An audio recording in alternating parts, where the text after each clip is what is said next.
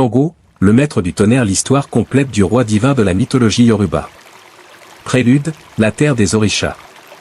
Dans l'ancien royaume Yoruba, où la terre rouge rencontre le ciel d'azur, où les tambours parlent le langage des dieux, et où la magie imprègne chaque souffle du vent, naquit une légende qui allait transcender les âges. C'est l'histoire de Shango, le roi qui devint Dieu, le maître du tonnerre dont la puissance continue de résonner à travers les siècles. Bien avant que Shango ne foule la terre, les Orishas, divinités Yoruba, avaient établi l'ordre du monde. Olorin régnait sur le ciel, Olodumare maintenait l'équilibre cosmique, et Obatala avait façonné l'humanité de ses mains divines. Mais une prophétie annonçait la venue d'un être extraordinaire, qui bouleverserait cet équilibre millénaire. Les signes de la naissance.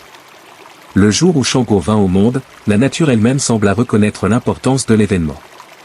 Le ciel, d'ordinaire d'un bleu limpide, se couvrit de nuages sombres comme l'ébène.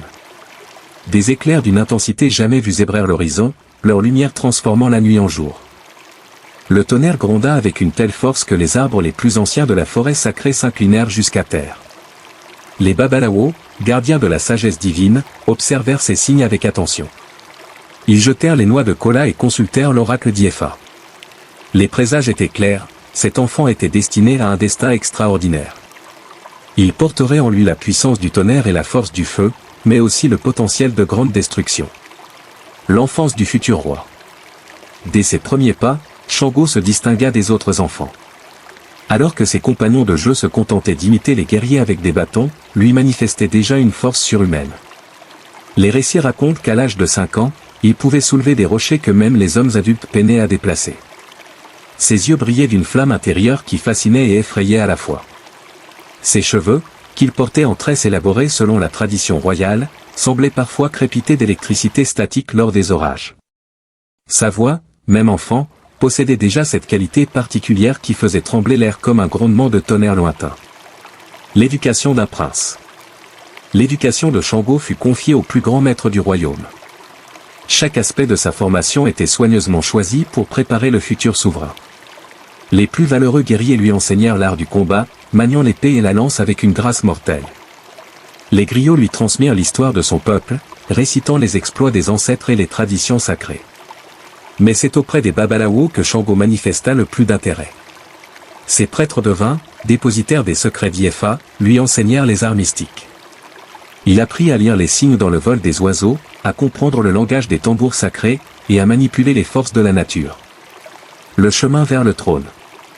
À mesure que Shango grandissait, son charisme naturel et ses capacités extraordinaires attiraient de plus en plus l'attention.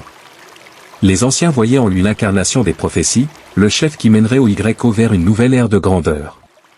Lorsque le précédent à la fin quitta ce monde, le choix de son successeur ne fit aucun doute.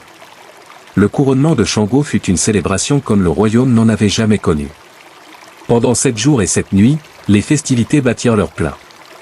Les tambours bata résonnaient sans interruption, leur rythme hypnotique appelant la bénédiction des Orishas. Des délégations venues des 4 coins du royaume apportèrent des présents somptueux, or, ivoire, étoffes précieuses et épices rares.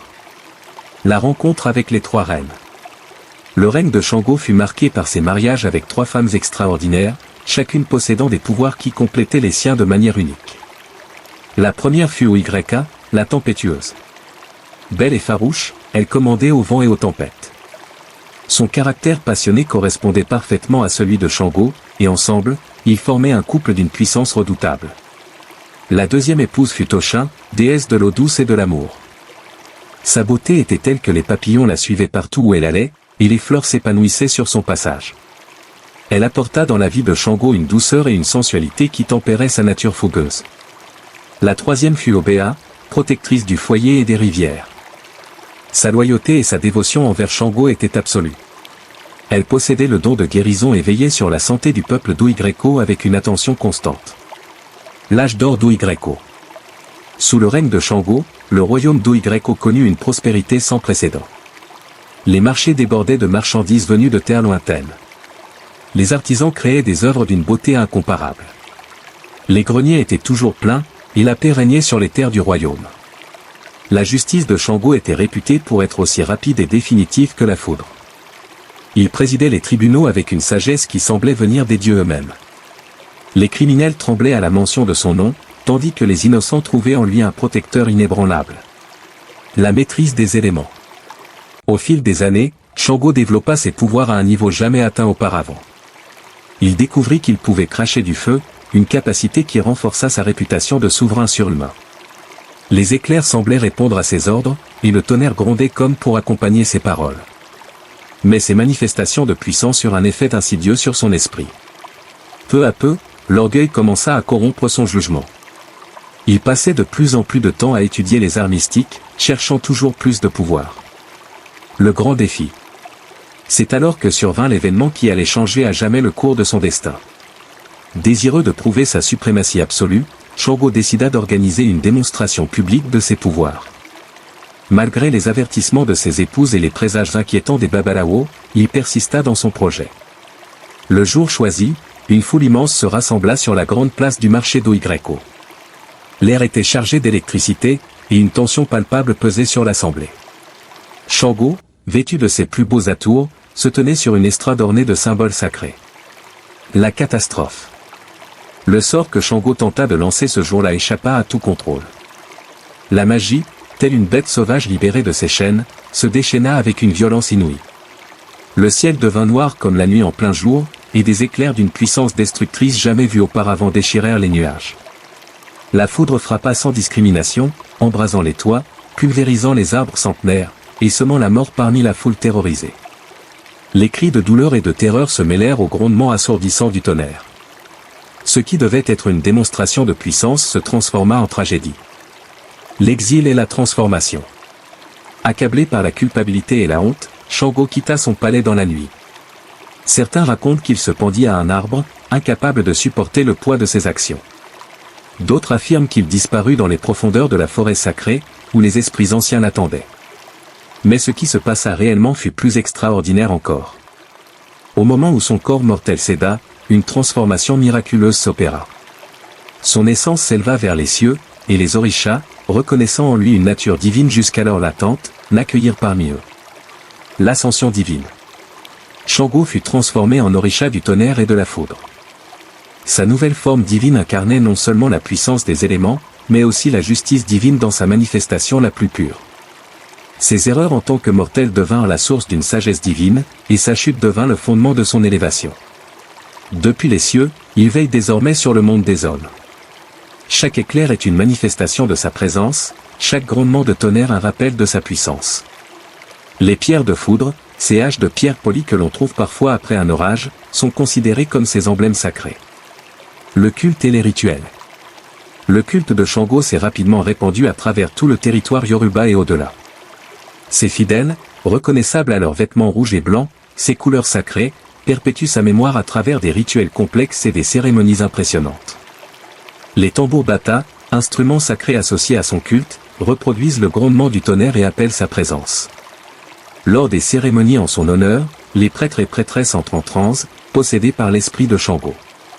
Ils dansent avec une énergie surhumaine, crachent du feu, et manient des épées avec une dextérité stupéfiante.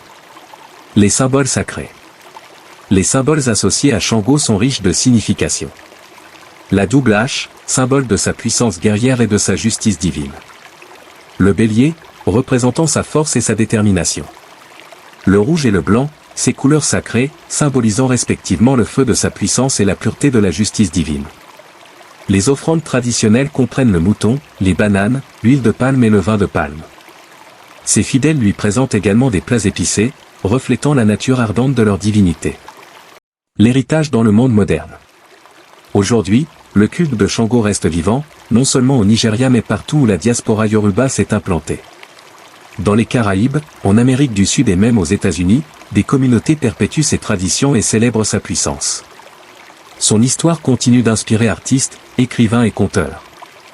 Plus qu'une simple divinité, il est devenu un symbole de transformation et de rédemption.